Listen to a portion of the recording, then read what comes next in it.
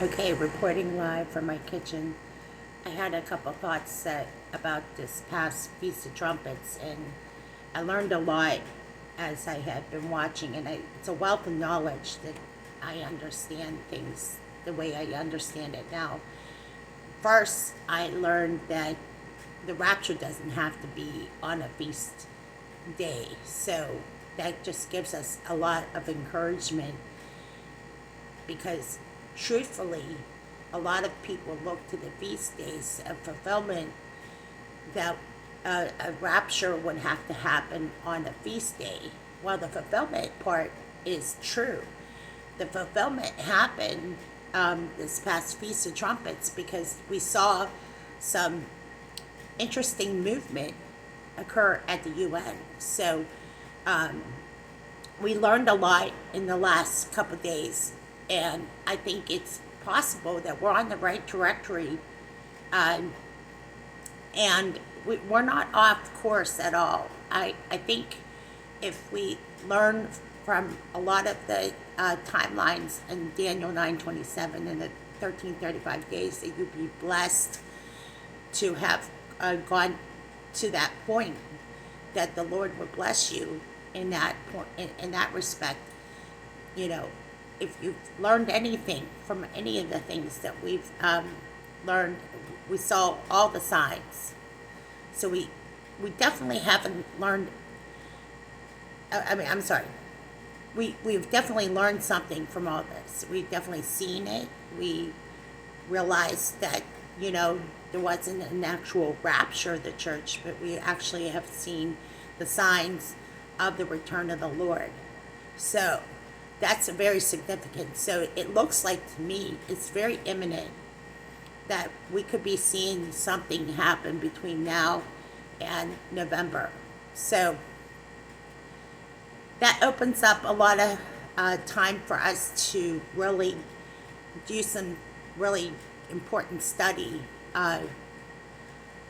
It's not meant for any of us to go be backslidden. It's not meant for us to go, uh, you know, get drunk on a holiday or anything like that. It's meant for us to really rededicate our lives to the Lord, or examine our life daily, or do something that would be pleasing to the Lord. I look at it this way: a lot of us are grown in the Lord, but a lot of us think we're probably further along. And I think the one thing we can do is repent for whatever it is that may be going on in our lives, that you know we may have gone wrong in some areas of our lives. This is a time of searching out these things in our life that could lead us away from the Lord.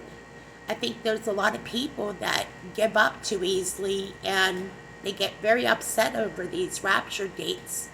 The reason why we call it a rapture watch is because we know that there's a lot of date setting, and that's the discouragement part, is that a lot of people hang a lot on it, including me.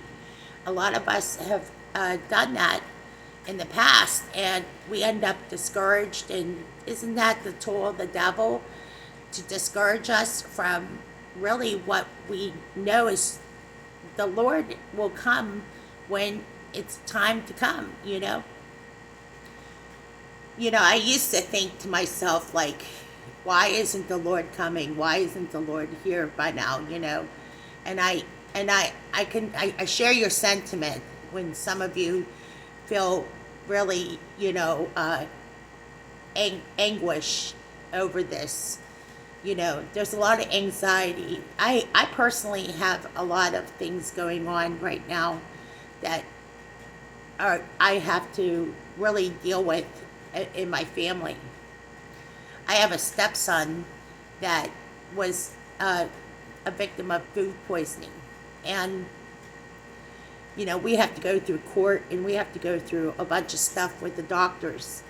And I thought to myself, I didn't want to be involved in this because, obviously, for the obvious reason. But a lot of people go through things in life. Like, life still happens, as I've learned.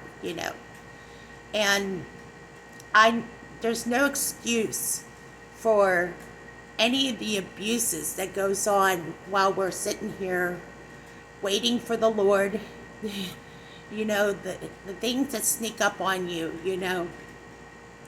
So my word of encouragement is to stay steadfast and hold on to the hope of Jesus' return, because really the return of the Lord it is imminent. It's at the door. I really believe that the Feast of Trumpets was fulfilled because the signs were there. I do believe that the the time of the day of blowing is exactly what happened, and I think that we should see something happen between not now and I think because I just watched Dr. Barry Oz video again, but the days of awe and then into the Feast of Tabernacles. We should see something happen between that time or not. But I'm not going to stop watching. Remember, we don't need a feast day for the Lord to return. Remember what we said, what we talked about a couple videos ago.